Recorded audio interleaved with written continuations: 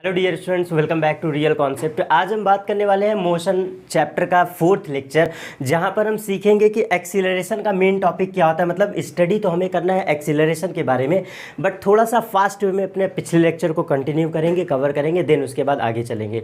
तो सबसे पहले हमने जाना था स्पीड क्या होता है। तो स्पीड ओवरऑल बिल्कुल सिंपल लैंग्वेज में क्या कह सकते हैं कि कोई बॉडी है या कोई पिंड है जो किसी फिक्स टाइम इंटरवल में कितना डिस्टेंस कवर कर ली या किसी समय अंतराल में बॉडी ने कितना दूरी चला, वो कहलाता है उस वस्तु का चाल। ठीक है। वेग क्या होता है? वेग होता है डिस्प्लेसमेंट अपॉन टाइम। तो अब इसको कैसे डिफाइन करें? तो वही पार्टिकल या वही पिंड, मतलब ओवरऑल यहाँ पे होगा displacement covered by a body in any time interval. क्या होगा? Displacement covered by a body in any time interval. तो ओवरऑल मतलब एकांक समय में वस्तु के द्वारा तय किया गया विस्थापन क्या कहलाता है? वेग कहलाता है। फिर इसके बाद और क्या जानेंगे? इसके बाद मैंने कुछ कीवर्ड बताया था यूनिफॉर्म से रिलेटेड। यूनिफॉर्म शब्द कहीं भी जुड़ जाए, दो शब्द को ध्यान रखिएगा, एक यूनिफॉर्म होता है, एक नॉन यूनिफॉर्म। ये यूनिफॉर्म शब्द किसी भी डेफिनेशन से पहले जुड़ जाए तो कीवर्ड की तरह से समझ लीजिएगा। यूनिफॉर्म का मतलब होता है इक्वल डिस्ट्रीब्यूशन। यूनिफॉर्म का मतलब होता है इक्वल डिस्ट्रीब्यूशन। तो दोनों जगह इक्वल ऐड कर दिए। जैसे फॉर एग्जाम्पल, पहला एग्जाम्पल, स्पीड की बात करते हैं तो स्पीड होता है डिस्टेंस अपॉन टाइम। तो यूनिफॉर्म स्पीड क्या होगा? तो equal distance upon equal time. मतलब कोई गतिमान पिंड या मूवेबल पार्टिकल जो कि इक्वल टाइम इंटरवल में इक्वल डिस्टेंस चले। बस वर्ड को पकड़िए, डेफिनेशन आपको बहुत नहीं समझना है, कीवर्ड पकड़िए, हर बुक में वही लैंग्वेज लिखा होता है। तो इक्वल शब्द पकड़िए, दोनों जगह रख दीजिए, equal time interval in equal distance. ठीक है, कंप्लीट यहाँ तक। फिर थोड़ा सा एक कदम आगे चलते हैं तो आपसे पूछा जाएगा यूनिफॉर्म वेलोसिटी क्या है। तो वेलोसिटी में आता है डिस्प्लेसमेंट अपॉन टाइम। तो यूनिफॉर्म वेलोसिटी क्या हो जाएगा? Equal time interval and equal displacement. मतलब कोई बॉडी है, डिस्टेंस जो कवर करती है, कैसे कवर करती है? In equal time interval and in equal displacement. I hope इतना क्लियर है। एक्सीलरेशन की बात करेगा तो एक्सीलरेशन में क्या आता है? Rate of change in velocity, या फिर rate of change in velocity आता है। तो यहाँ पे क्या करोगे? सिंपल से चलो इसको एक्सप्लेन कर देते हैं। ए बराबर हम पढ़ते हैं delta we by delta T, ये होता है। तो ये रेट ऑफ चेंज है, इसको क्या करोगे? Equal rate of change in velocity. बस यहाँ पे इक्वल शब्द ऐड कर दो। क्या ऐड करोगे? Equal rate of change. और टाइम इंटरवल भी कैसा रहेगा? In equal time interval, in equal time interval. इतनी बातें रहेंगी। ठीक, आई होप इतना समझ में आया होगा। अब इसके बाद नया टॉपिक से स्टार्ट करते हैं जो हमें एक्सीलरेशन के थ्रू मतलब सीखना था, और बेसिक बातें मैंने लगभग मोस्ट इंपॉर्टेंट कवर कर लिया है। तो हम स्टडी कहाँ से करेंगे? एक्सीलरेशन से। Acceleration, what is acceleration? तो इस त्वरण को कहते हैं, इस त्वरण को हम क्या कहते हैं? वेग में परिवर्तन की दर, वेग में परिवर्तन की दर।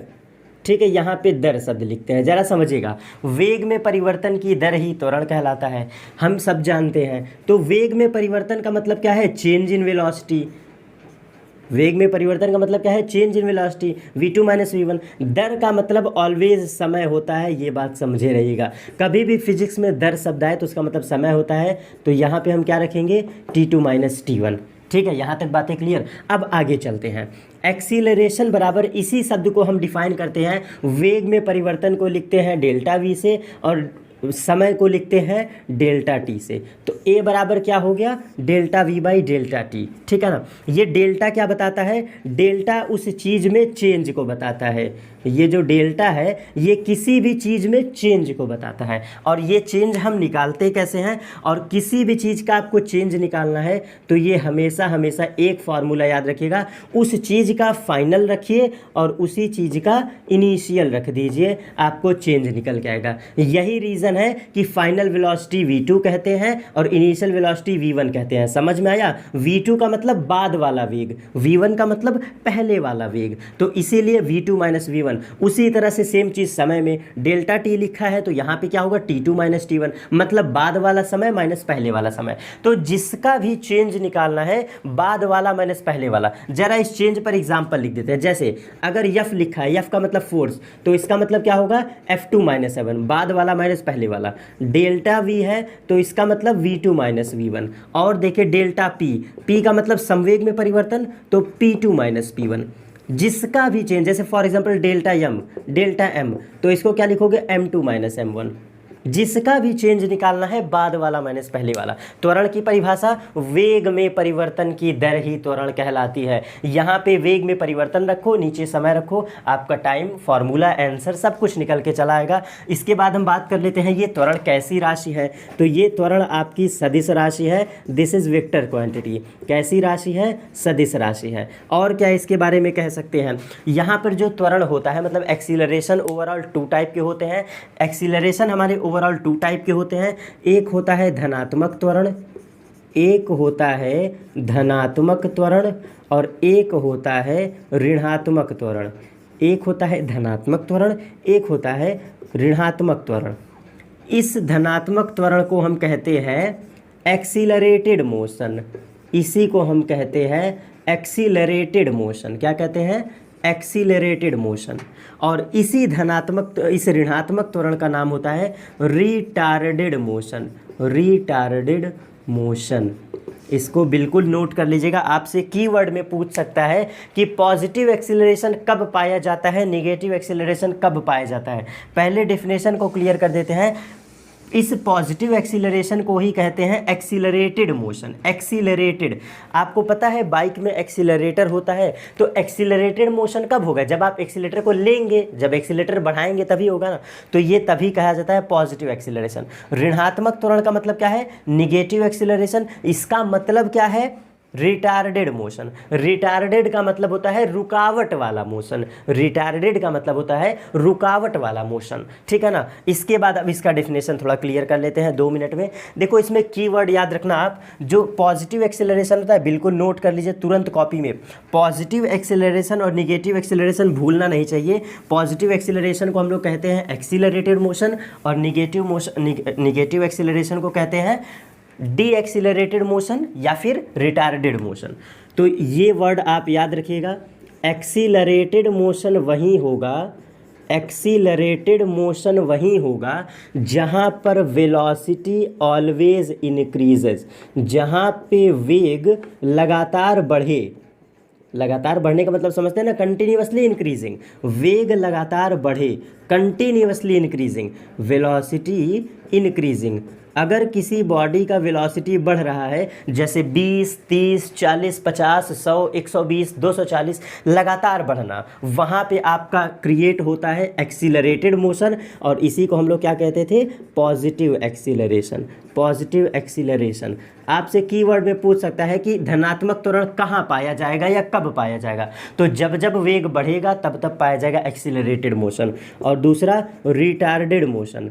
रिटार्डेड मोशन, रिटार्डेड मोशन, इसका मतलब क्या होता है? रिटार्डेड मोशन का मतलब होता है रुकावट वाली गति। एक प्रकार से समझ सकते हैं रुकावट गति, जहाँ पे रुकावट हो।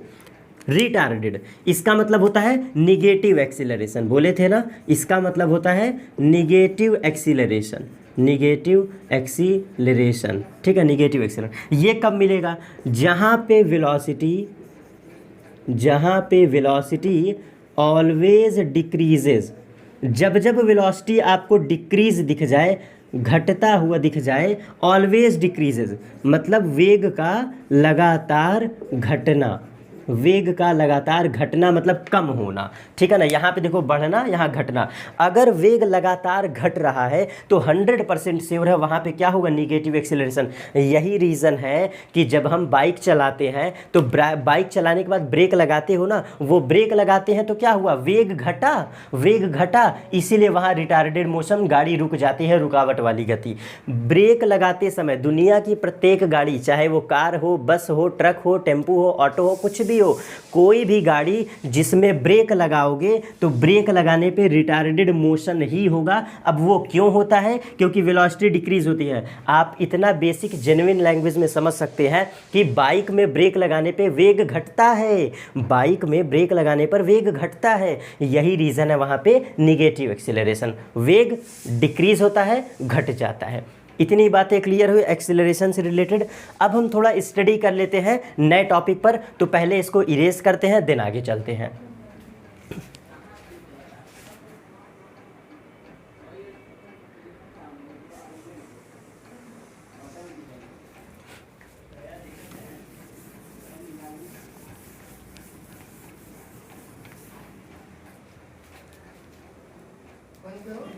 अभी अभी चल रहा है, 10 ही मिनट हुआ है, सही है। चलिए अब हम आगे सीखते हैं। एक्सीलरेशन के बाद हम बात कर लेते हैं ग्रेविटी के बारे में, जो कि सवाल आपके एग्जाम में पूछे जाते हैं, मतलब मोशन अंडर ग्रेविटी की स्टडी कर लेते हैं। तो ये टॉपिक आपको बहुत अच्छे से समझना है, इसको मैं बहुत आसान तरीके में समझाने भी वाला हूँ। Motion under gravity, motion under gravity, इसके बारे में स्टडी करने वाले हैं, ठीक है। मोशन अंडर ग्रेविटी, इसका मतलब क्या है, यहाँ पे आपसे सवाल ज़्यादातर पूछे जाते हैं, तो इसको एक्सप्लेन करता हूँ, इसको यूज़ कैसे करें। तो मोशन अंडर ग्रेविटी के दौरान हम जानते हैं कि मोशन के 3 इक्वेशन होते हैं। मोशन के 3 इक्वेशन हम जानते हैं, v बराबर u plus A T and s बराबर U T plus half A T square and v square बराबर u स्क्वायर प्लस 2as। ये 3 इक्वेशन होते हैं मोशन अंडर मोशन के 3 इक्वेशन। v बराबर u plus A T, s बराबर U T plus half A T square and v square बराबर u square plus 2as। यहाँ पे सबसे बड़ी कंडीशन ये होती है कि ये इक्वेशन तभी लगते हैं जब आपका त्वरण क्या हो, नियत हो। जब सवाल में त्वरण कैसा दिया हो, नियत दिया हो, कांस्टेंट दिया हो, एक्सीलरेशन कांस्टेंट, उस केस में एक्सीलरेशन जब कांस्टेंट होता है तभी ये इक्वेशन एप्लीकेबल होती है। जब त्वरण नियत होगा तभी ये इक्वेशन लगती है, सबसे बड़ी इसकी कंडीशन होती है, ठीक है ना। तो हम एक यहाँ पे आपको कीवर्ड, की फैक्टर समझाते हैं जो आपके सवाल में बहुत इंपॉर्टेंस रखते हैं, मायने रखते हैं, याद रखना है।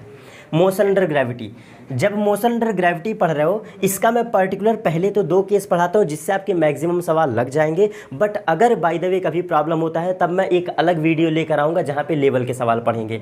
तो याद रखिएगा, मोशन अंडर ग्रेविटी 2 ही प्रकार की होती है। जब हम किसी गेंद को ऊपर की तरफ फेंकते हैं, एक तो ये, और जब गेंद ऊपर से नीचे गिरती है, इसी गति को कहते हैं मोशन अंडर ग्रेविटी। इसका हिंदी में नाम होता है गुरुत्वाधीन गति। इसका नाम होता है गुरुत्वाधीन गति। इसका मतलब क्या है, गुरुत्व के अंतर्गत होने वाली गति, गुरुत्वाधीन गति। मोशन इन ग्रेविटी मतलब ओवरऑल ग्रेविटी के फोर्स के तहत, जी के फोर्स के तहत जो मोशन होता है वो कहलाता है मोशन अंडर ग्रेविटी। शब्द को पकड़ना, गुरुत्वाधीन गति, ऐसी गति जहाँ पे गुरुत्व का प्रभाव, स्मॉल जी का प्रभाव देखने को मिलता है, वो होता है गुरुत्वाधीन गति। और ये कब दिखता है हम अच्छे से जानते हैं, जब बॉल को ऊपर फेंको और बॉल नीचे आए, दोनों केस में, बॉल का ऊपर जाना, बॉल का नीचे आना, उस दोनों केस में हमें एक्सीलरेटेड मोशन ये जी का देखने को मिलता है। इसीलिए हम लोग ये मोशन अंडर ग्रेविटी इस केस के लिए पढ़ते हैं। मोशन अंडर ग्रेविटी में 2 केस की स्टडी करते हैं। तो केस आप याद रखिएगा, जब बॉडी नीचे से ऊपर जाती है, ये सवालों में आपके काम करेगा। ये क्या है, नीचे से ऊपर, दिख रहा है ना, एरो से समझ में आ रहा होगा, नीचे से ऊपर।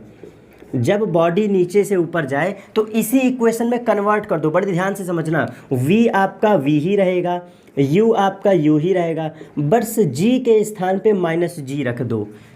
इसी इक्वेशन में नीचे से ऊपर जाने के लिए g बराबर क्या पुट कर दो, a बराबर -g, सॉरी गलती से a बराबर -g, a के स्थान पे -g पुट कर दो और s के स्थान पे h पुट कर दो। जो डिस्प्लेसमेंट s होता है वही डिस्प्लेसमेंट हाइट के दौरान h माना जाता है। जब बॉडी ऊपर गति करती है उसको h माना जाता है। बस इतना चेंजेस कर दिए, इक्वेशन आपकी निकल के चली आएंगी। h बराबर U T plus half G T square, h बराबर U T minus half G T square, a बराबर -g रखो, ये देखो a है, a बराबर -g minus half G T square, देखो ये हो गया, एंड v स्क्वायर बराबर u स्क्वायर -2gh। बस ये 3 फार्मूला आप जेन्युइन ऐसे याद रखिए। इसी का दूसरा केस, अगर बॉडी ऊपर से नीचे आए, अगर गेंद ऊपर से नीचे आए तो इस केस में a बराबर +g रखना, a बराबर +g। अभी इसको भी समझाते हैं, आपको बिल्कुल समझ में आ जाएगा। तो फिर वही a बराबर +g और s बराबर h इक्वेशन में रख दो, v बराबर u plus G T and h बराबर u T plus half G T square and V square बराबर यू स्क्वायर प्लस 2GH। आपके मैक्सिमम क्वेश्चन सिर्फ इतने से हो जाएंगे, आपको यही याद रखना है। अब जरा सोचोगे ये क्यों माइनस जी, ये क्यों प्लस जी, ध्यान से समझना। जब हम गेंद को ऊपर फेंकते हैं, जब गेंद को ऊपर फेंकते हैं तो उस दौरान जी किधर वर्क करता है, केंद्र की तरफ। हम किधर चले, अगेंस्ट जी। जरा समझो, जब हम, ये पृथ्वी है, जब बॉल ऊपर जाती है, जब बॉल ऊपर जाती है तो इस दौरान भाई जी तो हमेशा सेंटर पर वर्क करता है ना।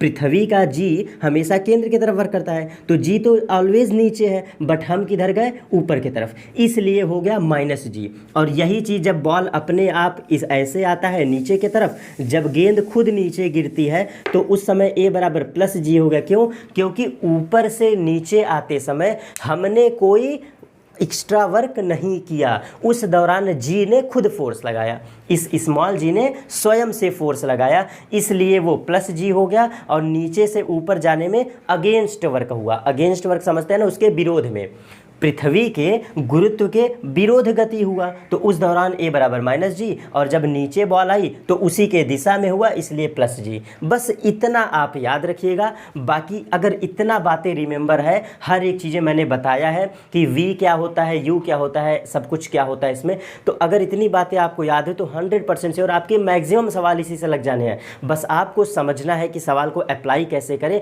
सवाल को लगाएं कैसे, सवाल को थिंकिंग कैसे बिल्डअप करें, सवाल में थिंकिंग कैसे बिल्डअप करें, ये आपको समझना है। दूसरी बात है, एक चीज़ और आपको बताता हूँ, मैक्सिमम केस में आप इस बात को याद रखिएगा कि जितना ज़्यादा वैल्यू फाइंड आउट कर सकते हो, जितना ज़्यादा वैल्यू फाइंड आउट कर सकते हो वो करना। मतलब क्वेश्चन को सॉल्व करना मैटर नहीं करता है, सवाल को लगाना मैटर नहीं करता है, मैटर ये करता है कि उस कंटेंट को कितना तुम पढ़ रहे हो। आपसे सवाल में जो जो कंटेंट दिया है, जो जो सवाल में वैल्यू गिवन है, उस वैल्यू से कितना ज़्यादा तुम मैक्सिमम फाइंड आउट कर सकते हो, इस बात पर कंसंट्रेट होकर सवाल लगाना, तब आपको फिजिक्स ज़्यादा बेहतर समझ में आएगी। आंसर को निकालना मैटर नहीं करता है, जितना ज़्यादा क्वांटिटीज़ तुम निकाल सकते हो वो जब सॉल्व करोगे तब तुम्हारा कंसेप्ट खुलेगा, निखार आएगा तुम्हारे कंसेप्ट में। तो ये इतनी बातें मोशन अंडर ग्रेविटी से रिलेटेड, बस इतना ही आपको पढ़ना था। तो ये बातें हो गई। इसी में कुछ मैं छोटे छोटे पॉइंट्स और मैं एक्स्ट्रा कवर कर लेता हूं, जिससे आपके मैक्सिमम डाउट कवर हो जाए। ठीक है, आपके कुछ स्पेशल सवाल बनते हैं, स्पेशल क्वेश्चन बनते हैं, उसको मैं थोड़ा हिंट दे रहा हूँ, बस आप फॉर्मूला नोट कर लीजिए, क्योंकि इसमें और कोई अलग कंसेप्ट नहीं है, इसको समझाऊंगा मैं अपने तरीके से। एक आपका न्यूमेरिकल कंसेप्ट है, ये न्यूमेरिकल कंसेप्ट रिमेंबर रखिएगा कि जब भी तुमसे औसत चाल पूछे, बस फार्मूला ही याद रखो, इसको मैं एक्सप्लेन कर देता हूँ, बहुत सफिशिएंट है। एवरेज स्पीड, तो आप चाल बराबर दूरी बटे समय पढ़ते हो ना, वही चीज़ याद रखना, कुल दूरी बटे कुल समय, कुल दूरी बटे कुल समय। यहाँ पर बस मैं इतना बताना चाह रहा हूँ कि जब भी तुमसे एवरेज स्पीड शब्द पूछे, एवरेज उसके बाद स्पीड, जब भी तुमसे सवाल में सुनाई दे दे कि एवरेज स्पीड पूछा है, तो रिमेंबर रखना तुमको सिर्फ और सिर्फ डिस्टेंस निकालना है उस बॉडी का, वो भी कंप्लीट डिस्टेंस। गौर से सुन लो, मैं फिर से रिपीट कर दे रहा हूँ, जब भी एवरेज स्पीड शब्द आए, सिर्फ और सिर्फ तुम्हें कुल दूरी निकालना है, कुल दूरी, और उसी कुल दूरी के दौरान कितना समय लगा। मतलब बॉडी जब चलती है तो कितना कुल दूरी चला और उस दौरान कितना समय लिया, यही आपको बस रखना है। और कैसे फाइंड आउट करोगे ये अलग बात है, कि कैसे दूरी निकालेंगे, तो उसके लिए एक्सीलरेशन का फॉर्मूला भी लग जाता है बहुत सवालों में, और नहीं लगता है तो ग्राफिकल सवाल तो ऐसे ही सॉल्व हो जाते हैं सिर्फ इसी बात पे। तो बस ये बात याद रखना कि कुल दूरी बटे कुल समय आता है। और जब भी तुमसे औसत वेग पूछे, औसत वेग पूछे, औसत वेग, एवरेज वेलोसिटी, एवरेज वेलोसिटी, ये लास्ट कंसेप्ट है। जब भी तुमसे वेलोसिटी, अब वेग कहेगा, ध्यान से सुनना, इसीलिए बार बार कह रहा हूँ, एवरेज वेलोसिटी हो गया, तो इस केस में तुमको फॉर्मूले में कुल विस्थापन बटे कुल समय रखना है। अब यहाँ पे डिस्प्लेसमेंट आता है, total displacement upon total time, total time. जब एवरेज वेलोसिटी कहेगा तो विस्थापन बटे समय, डिस्प्लेसमेंट अपॉन टाइम, ये है तुम्हारा डिस्प्लेसमेंट अपॉन टाइम, ये displacement upon time. Displacement upon time. जब भी तुमसे एवरेज वेग पूछेगा, एवरेज वेलोसिटी पूछेगा, उस समय अपने आप को निहित करना, केंद्रित करना विस्थापन निकालने में, क्योंकि बॉडी ने विस्थापन कितना किया वो निकालो किसी तरह से, और उस विस्थापन के दौरान कितना समय लिया, कुल टोटल डिस्प्लेसमेंट टोटल टाइम। बस ये आपके दो कंसेप्ट बहुत सफिशिएंट है। नेक्स्ट एक कंसेप्ट और सीख लेते हैं, नेक्स्ट कंसेप्ट एक और सीख लेते हैं जी। ये सब आपके सवाल के कंसेप्ट हैं, ये सब सवाल में आपके यूज़ होते हैं। अब हम बात कर लेते हैं एक ट्रिकी सवाल का, एक ट्रिकी सवाल की। जब भी तुमसे एक सर्कुलर मोशन में दूरी और विस्थापन पूछे, ये स्पेशल केस में पढ़ा रहा हूँ, समझ लेना, ये सभी के लिए एप्लीकेबल है, point A and point B, ऐसे, ये सेंटर वाला नहीं है, ठीक है ना। ये हमने मान लिया कोई पॉइंट ए है, कोई पॉइंट बी है, ठीक है, कोई पॉइंट ए है, कोई पॉइंट बी है, ऐसे किसी भी वृत्ताकार गति में आप लगा सकते हो। अगर कोई बॉडी वृत्ताकार गति कर रही है, इस दौरान तुमसे पूछेगा दूरी बताओ। ये जो मैं मार्कर से ड्रॉ कर रहा हूँ, ये क्या है, दूरी है, वस्तु के द्वारा वास्तविक पथ की लंबाई। अगर बॉडी ए से बी पर गई है तो दूरी तो यही होगा ना, दूरी तो यही होगा जो मैंने प्लॉट किया है, तो ये क्या है, दूरी है।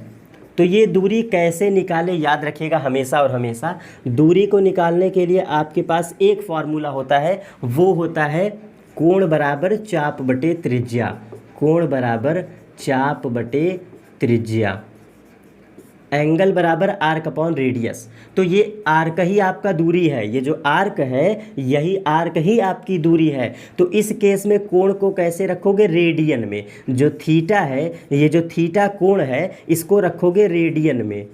कैसे, रेडियन, रेडियन का मतलब होता है in terms of pi, in term of pi.